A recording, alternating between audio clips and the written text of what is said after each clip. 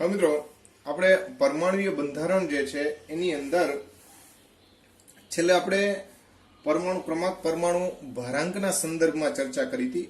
હવે આપણે જે ચર્ચા કરવી છે એ કેટલાક સમાન લાક્ષણિકતાઓ ધરાવતી સ્પીસીઝ જે છે એટલે એની આપણે વાત કરવી છે. તો અગત્યની સ્પીસીઝ એમાં આપણે મૂળભૂત ઘટના સમજી ગયા છીએ કે ભાઈ પરમાણુ ક્રમાંક શું છે, પરમાણુ ભારાંક શું છે, બરાબર છે, ઇલેક્ટ્રોન, પ્રોટોન, ન્યુટ્રોનની સંખ્યા. હવે એના આધારે આપણે પહેલી વાત કરીએ સમસ્થાનિક, જેને અંગ્રેજીમાં આઇસોટોપ્સ એવો શબ્દ એના માટે બોલવામાં આવે. તો આઇસોટોપ્સ અથવા સમસ્થાનિક જે છે કોને કહેવાય?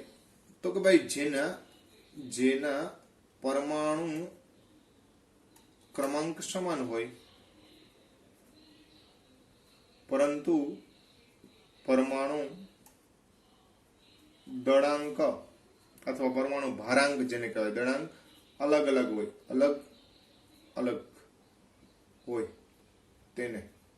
મિત્રો બીજી રીતે તમે જોવા જાઓ તો એવું પણ કહી શકાય કે પ્રોટોન સમાન પણ ન્યુટ્રોન અલગ એને આપણે સમસ્થાનિકો કહીએ. દાખલા તરીકે હાઇડ્રોજન 1h1, હાઇડ્રોજન 1h2 અને હાઇડ્રોજન 1h3.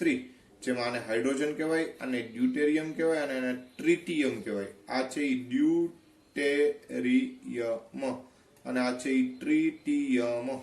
આ હાઇડ્રોજન છે. શું છે? હાઇડ્રોજન અથવા પ્રોટિયમ શબ્દ પણ કહેવાય. તો ભાઈ હાઇડ્રોજન, ડ્યુટેરિયમ, ટ્રિટિયમ એમાં તમે જો બધાયમાં પ્રોટોનની સંખ્યા હાઇડ્રોજનમાં પણ એક છે, આમાં પણ એક છે, આમાં પણ એક છે, કેમ કે પરમાણુ ક્રમાંકની સંખ્યા એટલે પ્રોટોનની સંખ્યા. પણ ન્યુટ્રોનની સંખ્યા એટલે 1 - 1 એટલે આમાં 0 છે, આમાં 2 - 1 એટલે 1 છે, આમાં 3 - 1 એટલે કેટલા છે? 2 છે. બરાબર છે. બીજું એક વિશેષ નોંધમાં ધ્યાન રાખજો મિત્રો, આ એક ખાસ ધ્યાનમાં લેવા જેવી બાબત છે. નોંધ એટલા માટે કહું છું કે અહીંયા હાઇડ્રોજનનો તમે વિચાર કરો તો હાઇડ્રોજન એક માત્ર એવું તત્વ છે કે જે એક પણ ન્યુટ્રોન ધરાવતું નથી. હાઇડ્રોજન સિવાયના બાકીના બધા તત્વો માટે ન્યુટ્રોનની સંખ્યા કંઈક ને કંઈક મળે, પણ હાઇડ્રોજન એ એવું તત્વ છે કે જેમાં ન્યુટ્રોનની સંખ્યા ફક્ત 0 છે, એથી વધારે કાંઈ છે નહીં. તો આ રીતે હાઇડ્રોજન એ એકમાત્ર એવું તત્વ છે કે જે એક પણ ન્યુટ્રોન ધરાવતું નથી. આ વસ્તુ ધ્યાનમાં રાખજો. હવે બીજી વાત કરવા જઈએ મિત્રો તો આ હાઇડ્રોજનના સંદર્ભમાં આપણે વાત કરી. આ સમસ્થાનિકો એવા બીજા ઘણા પણ લઈ શકાય. દાખલા કે કાર્બન છે, કાર્બન 12 અને કાર્બન 13. અને સમસ્થાનિકોને ભાઈ એના પરમાણુ ભારથી જ ઓળખવામાં આવે, કેમ કે પરમાણુ ક્રમાંક તો સમાન જ હોય, ફક્ત પરમાણુ ભાર જ અલગ હોય. બરાબર છે. તો પ્રોટોનની સંખ્યા બંનેમાં 6 જ થાય, ન્યુટ્રોનની સંખ્યા 12 - 6 એટલે 6 થાય, 13 - 6 એટલે 7 થાય. તો જેમાં ન્યુટ્રોનની સંખ્યા અલગ છે એને આપણે સમસ્થાનિક તરીકે વર્ણવીએ છીએ. એને અંગ્રેજીમાં આપણે એને આઇસોટોપ્સ કહીએ છીએ. આવું એટલા માટે કે આવર્ત કોષ્ટકની અંદર આ બધાયના ક્રમ જે છે એ સમાન જ રહે, કેમ કે ત્યાં પરમાણુ ક્રમાંકના આધારે આવર્ત કોષ્ટકમાં આપણે એને સ્થાન આપેલું છે. પરમાણુ ભાર અલગ હોવા છતાં પણ આપણે, કેમ કે આવર્ત કોષ્ટક, આધુનિક આવર્ત કોષ્ટક જે છે એ પરમાણુ ક્રમના આધારે વર્ણવવામાં આવે છે, એટલે આપણે એને સમસ્થાનિક કીધા. ત્યારબાદ બીજો શબ્દ જે છે એ આપણે લઈએ સમભારકો. બરાબર છે. સમભારકો, સમદળાંકો ધરાવતા એવો શબ્દ પણ બોલાય. જેના માટે એક બીજો શબ્દ છે આઇસોબાર.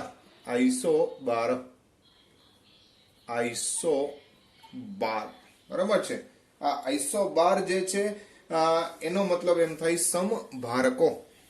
તો ભાઈ સમભારકો જે છે એમાં શું હોય? તો કે તેમાં દળ સમાન હોય પરંતુ પરમાણુ ક્રમ જે છે એ અલગ હોય. આગલામાં પ્રોટોન સમાન હતા અને ન્યુટ્રોનની સંખ્યા અલગ હતી. આમાં પ્રોટોન ન્યુટ્રોનની સંખ્યાના સંદર્ભમાં ન બોલી શકાય, બરાબર છે, પણ એવું બોલવું પડે કે p+n સમાન હોય, ટૂંકમાં કહીએ તો ન્યુક્લિયોન્સ સમાન હોય, બરાબર છે, પરંતુ પ્રોટોન અલગ અલગ હોવા જોઈએ, બરાબર, તો જે વસ્તુ શક્ય બને. દાખલા તરીકે હું તમને એમ કહું કે પોટેશિયમ 1940 અને કેલ્શિયમ 2040. મિત્રો, પોટેશિયમ 39 છે એનો સમસ્થાનિક છે આ પોટેશિયમ 1940. તો આમાં તમે જો પ્રોટોનની સંખ્યા 19 છે, આમાં પ્રોટોનની સંખ્યા 20 છે, પણ ન્યુટ્રોનની સંખ્યા તમે જોવા જાવ તો 40 - 19 એટલે કેટલા થયા ભાઈ? ન્યુટ્રોનની સંખ્યા 40 - 19 તો કેટલા આવશે? 21, બરાબર છે. જ્યારે અહીંયા તમે જોવા જશો તો 40 - 20 કેટલા આવશે? 20. એટલે આ બંનેનો સરવાળો 40 જ રહી, આ બંનેનો સરવાળો 40 જ રહી, એટલે p+n જેને આપણે ન્યુક્લિયોન્સ કહીએ છીએ એ તો બંનેમાં સમાન છે. જે ભાર માટે મહત્વનો છે એટલે સમભારકો કહેવાય. શું કહેવાય? સમભારકો. તત્વ અલગ છે પણ એના દળાંક કેવા છે? સમાન છે, એટલે આપણે એને સમભારકો તરીકે ઓળખીએ છીએ, બરાબર છે. તો આ વસ્તુ ધ્યાનમાં રાખજો કે આવી રીતે સમભારકો જે છે એને આપણે વર્ણવી શકીએ. જેના દળ કેવા કીધા મિત્રો? સમાન કીધા, અને ભાર જે છે એ કેવા હોય? અલગ અલગ હોય, એને સમભારકો કહેવાય. આ જ રીતના માની લો કે હાઇડ્રોજન છે એનો આપણે 1H3 કહીએ છીએ, બરાબર છે, એટલે ટ્રિટિયમ કહીએ. શું કહીએ છીએ? ટ્રિટિયમ. હિલિયમમાં પણ 2He3 હિલિયમ 3, બરાબર છે. તો અહીંયા તમે જુઓ બંને માટે પ્રોટોનની સંખ્યા 1, અહીંયા 2 છે, આમાં ન્યુટ્રોનની સંખ્યા 3 - 1 એટલે 2 છે, અહીંયા 3 - 2 એટલે 1 છે, પણ ટોટલ જે છે એ 3 થાય. શું થાય? 3. એટલે કીધું કે ભાઈ અહીંયા પ્રોટોન અને ન્યુટ્રોનના આધારે કોઈ ચર્ચા કરી શકાય એવું છે ને, બરાબર, પણ ન્યુક્લિયોન્સ જે છે એ કેવા હોય? સમાન હોય છે, જેને આપણે સમભારકો અથવા આઇસોબાર તરીકે ઓળખાવીએ છીએ. તો આ વાત થઈ સમભારકો અથવા આઇસોબાર. ત્યાર પછી આઇસોટોન્સ એની વાત કરીએ. આઇસોટોન અથવા એને સમ ન્યુટ્રોનિક્સ એવો શબ્દ પણ બોલાય. આઇસોટોન્સ અથવા સમ ન્યુટ્રોનિક્સ. આનો મતલબ શું થાય મિત્રો? કે જેની અંદર ન્યુટ્રોનની સંખ્યા સમાન હોય. બરોબર શબ્દ સાંભળજો. ન્યુટ્રોનની સંખ્યા કેવી હોય? સમાન હોય. બીજું કઈ જોવાનું જ નથી મિત્રો, બરાબર છે. ખાલી ન્યુટ્રોન સમાન હોવા જોઈએ, બીજું હોય તોય ભલે, ન હોય તોય ભલે, એનાથી આપણે કઈ મતલબ છે નહીં. એને આપણે કહીએ છીએ, શું કહીએ છીએ? તો કે એને આપણે આઇસોટોન્સ કહીએ છીએ. શું કહીએ છીએ? આઇસોટોન્સ અથવા આઇસોન્યુટ્રિયોન્સ પણ કહેવાય. એનું કારણ છે કે ન્યુટ્રોનની સંખ્યા કેવી છે? સમાન છે, બરાબર. પણ સ્વાભાવિક છે કે તત્વો બદલે એટલે પ્રોટોન જે છે એ તો અલગ જ હોવાના ને. દાખલા તરીકે 1H3 અને 2He4, હવે 3 નથી કીધું ભાઈ, 2He4 કીધું. તો પ્રોટોન છે 1 છે, પ્રોટોન છે એ 2 છે, ન્યુટ્રોન જે છે 3 - 1 એટલે 2 થાય, ન્યુટ્રોન 4 - 2 એટલે 2 થાય. તો જોજો મિત્રો, બંનેમાં ન્યુટ્રોનની સંખ્યા 2 છે, બરાબર છે. આમાં p+n નો સરવાળો ભેગો નહીં થાય, બરાબર છે. તો આવી રીતે આને આપણે બોલીએ છીએ આઇસોટોન્સ અથવા ન્યુટ્રિયોન્સ એવો શબ્દ પણ બોલાય. આઇસોન્યુટ્રિયોન્સ એવું પણ આપણે એને કહી શકીએ. આ જ રીતના કે 39 છે અને કેલ્શિયમ 20 છે. અહીંયા પ્રોટોનની સંખ્યા 19 છે, ન્યુટ્રોનની સંખ્યા 20 છે, પ્રોટોનની સંખ્યા 20 છે, ન્યુટ્રોનની સંખ્યા પણ 20 છે. આ બંનેમાં ન્યુટ્રોનની સંખ્યા સમાન છે, એટલે આપણે આઇસોટોન્સ અથવા સમન્યુટ્રિયોન્સ એવું આપણે સમન્યુટ્રોનિક્સ એવો શબ્દ એના માટે બોલીએ છીએ. તો આ વાત થઈ આઇસોટોન્સ અથવા આઇસોન્યુટ્રિયોન્સ એવો એના માટે શબ્દ વાપરી શકાય. ત્યાર પછીની જો ચર્ચા કરવા જાય મિત્રો તો આઇસો ઇલેક્ટ્રોનિક્સ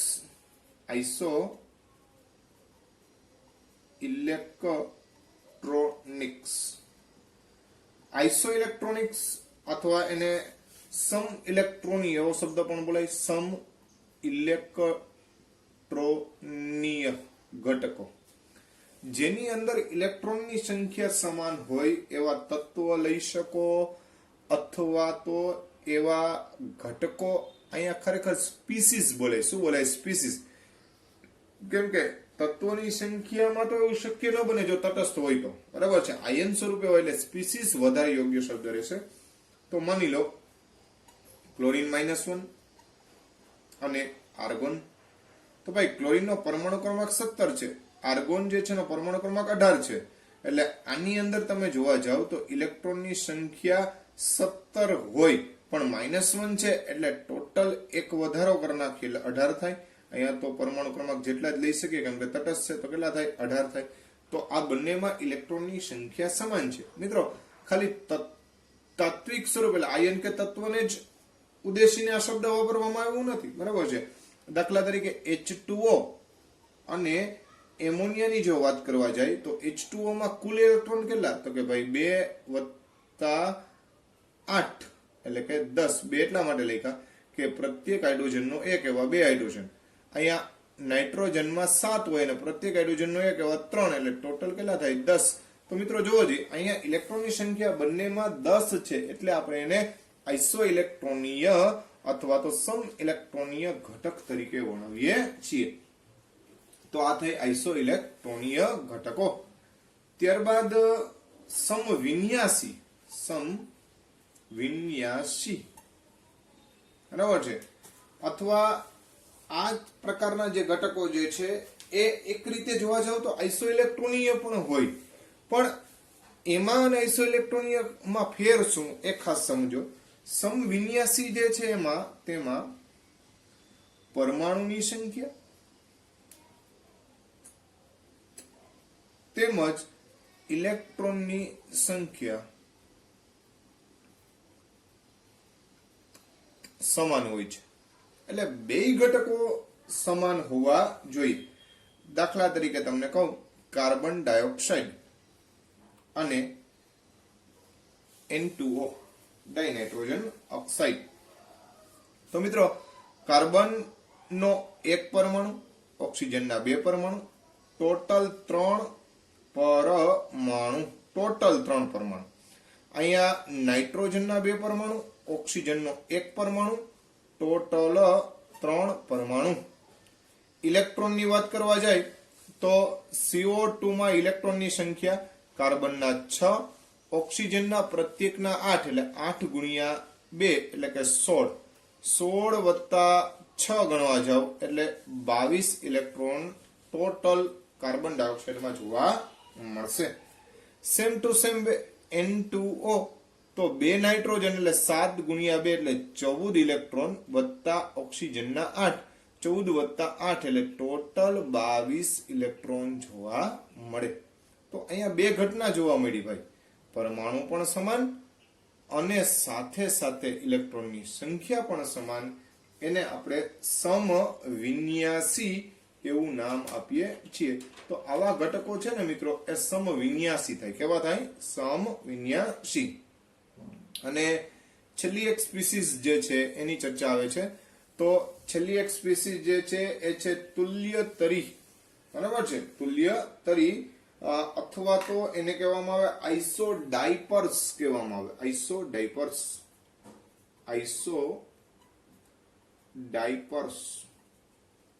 અહીંયા ડાયપર નથી પહેરવાનું ભાઈ, પણ આઇસોડાયપર્સ ના સંદર્ભમાં વાત આલે છે. એટલે કે એવા ઘટકો કે જેમાં એવી સ્પીસીસ કે જેમાં N અને P નો તફાવત સમાન હોય. એટલે શું કહેવા માંગે છે? N - P ની સંખ્યા કેવી હોવી જોઈએ? સમાન હોવી જોઈએ. દાખલા તરીકે બોરોન 5B11 સાથે કાર્બન C13, બરાબર છે. તો ભાઈ આમાં પ્રોટોન કેટલા? તો કે 5. આમાં પ્રોટોન કેટલા? તો કે 6. કઈ રીતે ખબર પડે? તો કે ભાઈ પરમાણુ ક્રમાંક જોવાનો હોય. ન્યુટ્રોનની સંખ્યા કેટલી? તો કે ભાઈ 11 - 5 એટલે 6. ન્યુટ્રોનની સંખ્યા 13 - 6, બરાબર છે. એટલે કેટલા થાય? ન્યુટ્રોન બરાબર 7. હવે આપણે પ્રોટોન ને ન્યુટ્રોનના સંદર્ભમાં વાત નથી કરવાની, પણ આપણે વાત કરવાની છે n માઇનસ p, તો n માઇનસ p એટલે 6 ઓછા 5 એટલે જવાબ આવશે 1. અહીંયા n માઇનસ p એટલે કે 7 ઓછા 6 જવાબ આવશે 1. તો જોજો મિત્રો બંનેમાં n માઇનસ p નું મૂલ્ય કેટલું મળે છે 1. તો આ રીતે આ બંનેને આઇસોડાયપર્સ કહેવાય, એટલે કે તુલ્યતરી ન્યુક્લિયસ. આના માટે બીજો ગુજરાતી શબ્દ છે તુલ્યતરી ન્યુક્લિયસ, જેમાં n માઇનસ p એટલે કે ન્યુટ્રોન અને પ્રોટોનની સંખ્યાનો તફાવત છે કેવો હોય, સમાન. દાખલા તરીકે નાઇટ્રોજન N715 લઈએ, સાથે સાથે તુલ્યતરી ઘટક તરીકે 9F19 લઈએ, બરાબર છે, ફ્લોરિન જે છે એનું ઉદાહરણ દીધું છે. તો તમે જાણો છો એ પ્રમાણે કે ભાઈ પ્રોટોન 7 થાય, આમાં પ્રોટોન 9 થાય, આમાં ન્યુટ્રોનની સંખ્યા 15 માઇનસ 7 એટલે 8 પ્રોટોન થાય, ન્યુટ્રોન થાય. આમાં ન્યુટ્રોન બરાબર 19 માઇનસ 9 એટલે કે 10 ન્યુટ્રોન થાય. હવે n માઇનસ p ગણવા જાવ તો 8 માઇનસ 7 એટલે 1 થાય, અને અહીંયા 10 માઇનસ 9 એટલે n માઇનસ p અહીંયા પણ કેટલો થાય, 1 જ થાય, બરાબર છે. તો આ બંનેને પણ આપણે આઇસોડાયપર્સ કહીએ છીએ. તો મિત્રો અહીંયા પ્રોટોન, ન્યુટ્રોન, ન્યુક્લિયોન્સ, ઇલેક્ટ્રોનની સંખ્યા એવી વિવિધ બાબતોને ધ્યાનમાં લઈ, કાં તો એના સરવાળાને ધ્યાનમાં લીધા છે, કાં તો એના બાદબાકી જે છે એને ધ્યાનમાં લીધી છે, અને એના આધારે આપણે આવી જુદી જુદી સ્પીસીઝો છે એને વર્ણવેલી છે.